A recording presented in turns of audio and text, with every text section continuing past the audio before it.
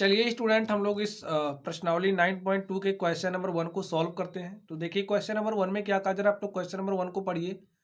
दो घनाकार डिब्बे हैं जैसा कि संलग्न आकृति में दर्शाया गया। तो यहाँ पर स्टूडेंट आप लोग देखिए, हमारे पास क्या है, घनाकार डिब्बे हैं और ये घनाकार डिब्बे हैं। किस डिब्बे को बनाने के लिए कम सामग्री की आवश्यकता है। तो हमसे कहा जा रहा है किस डिब्बे को बनाने में कम सामग्री की आवश्यकता है। तो स्टूडेंट आप लोग ध्यान से देखिए, ये जो डिब्बा है वो कैसा है, घनाकार है। तो सबसे पहले हमको इसका पृष्ठीय क्षेत्रफल निकालना पड़ेगा। इसका संपूर्ण पृष्ठीय क्षेत्रफल जब हमें मिल जाएगा तो हम लोग उसी आधार पे कह सकते हैं कि किसको बनाने के लिए कम सामग्री का प्रयोग करना पड़ेगा। तो चलिए हम लोग इसको सॉल्व करते हैं और देखते हैं इसका सॉल्यूशन क्या हो जाएगा। तो सबसे पहले जो हमारी आकृति ए है, इस आकृति ए का हम लोग संपूर्ण पृष्ठीय क्षेत्रफल निकालते हैं। लिखिए आकृति ए का संपूर्ण पृष्ठीय क्षेत्रफल। तो स्टूडेंट यहाँ पर ये जो आकृति ए देख रहे हो, इसका संपूर्ण पृष्ठीय क्षेत्रफल क्या हो जाएगा। तो सबसे पहले आपको यहाँ देखना पड़ेगा कि यहाँ पे ये जो आकृति आपको दिख रही है ये किस आकार की है। तो यहाँ पे हमें दिया किस आकार की, घनाभाकार, एक घनाभ के आकार का है। तो यहाँ पर देख सकते हैं आकृति ए में ये जो घनाभ है इसकी लंबाई की बात करें तो इसकी लंबाई क्या है, 60 सेंटीमीटर है। और इसकी ये जो चौड़ाई है, इसकी अगर इस चौड़ाई की बात करें, चौड़ाई हमारा कितना है, चौड़ाई बी हमारा 40 सेंटीमीटर है। और अगर हम लोग इसके इस ऊंचाई की बात करें तो यहाँ से देख सकते हैं ये ऊंचाई कितना है, एच, ये ऊंचाई हमारी 50 सेंटीमीटर है। तो अगर हम लोग घनाभ के संपूर्ण पृष्ठीय क्षेत्रफल की बात करें तो घनाभ का पृष्ठीय क्षेत्रफल क्या होता है, twice times of L B plus B H और प्लस में क्या होता है, एच एल। ये हमारा फॉर्मूला है।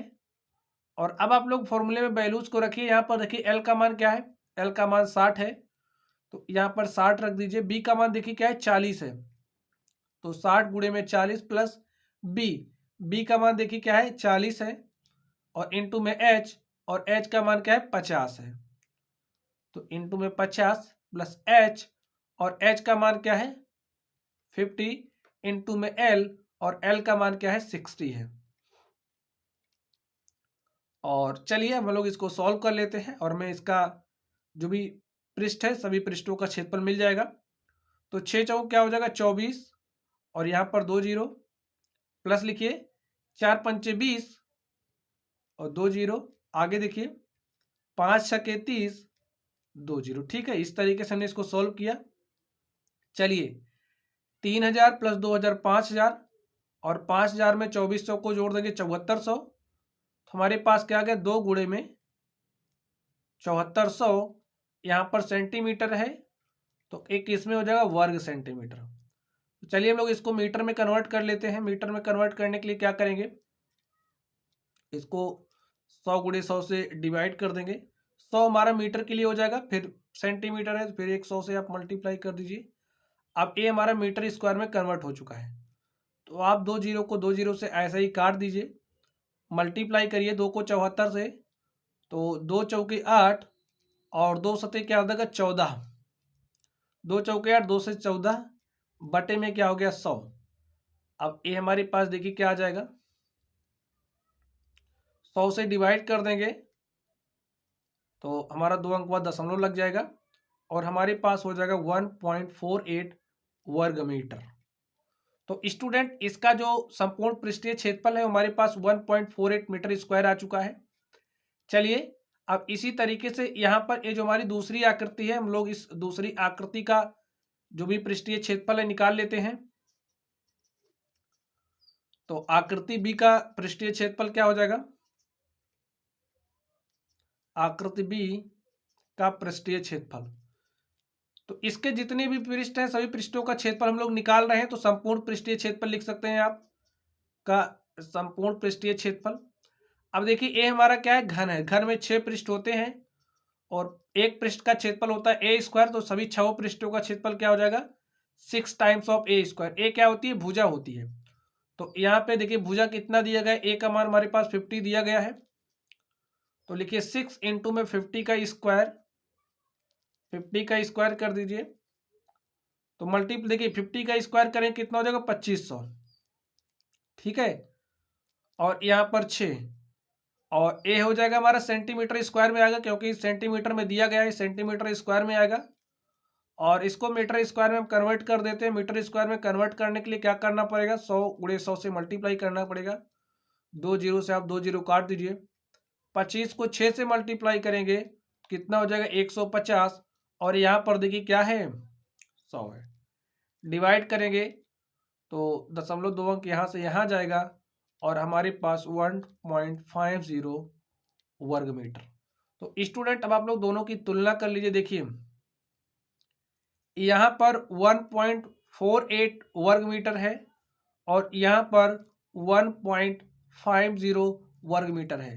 अगर हम लोग आकृति ए की बात करें तो आकृति ए का जो पृष्ठीय क्षेत्रफल है, जो total surface area of figure A less है किसके तुलना में, फिगर बी की तुलना में। ठीक है, तो आप बताइए इसमें ये जो ए नंबर है इसमें सामग्री कम लग रही, देखिए 1.48 मीटर वर्ग मीटर ही लग रहा, जबकि इसमें 1.50 वर्ग मीटर लग रहा। तो यहां से कह सकते हो आप जो हमारी आकृति ए है, यहां पर ये जो आकृति ए है, ये जो आप आकृति ए देख रहे हो, आकृति ए को बनाने के लिए कम सामग्री की आवश्यकता हो, लिख दीजिए। अतः आकृति ए को बनाने के लिए कम सामग्री की आवश्यकता होगी, कम सामग्री की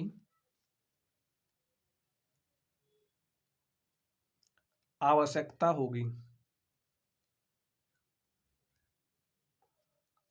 होगी, तो स्टूडेंट आप लोग देख सकते हैं इस तरीके से ये जो हमारा क्वेश्चन नंबर 1 था, हमने इस क्वेश्चन नंबर 1 को हल किया। तो हमें बताना था किस आकृति को बनाने में कम सामग्री की आवश्यकता होगी, इसके लिए कितनी सामग्री इसमें इस्तेमाल की जा रही, कितनी इसमें इस्तेमाल की जा रही, हमने दोनों को निकाला। और इस तरीके से आप देख सकते हैं जो हमारी आकृति ए है इसको बनाने के लिए कम सामग्री की आवश्यकता होगी। तो स्टूडेंट इस तरीके से यहाँ पर ये जो हमारा क्वेश्चन नंबर 1 था हमने इसको सॉल्व किया। तो चलिए आप लोग पढ़ते रहिए। Thank you.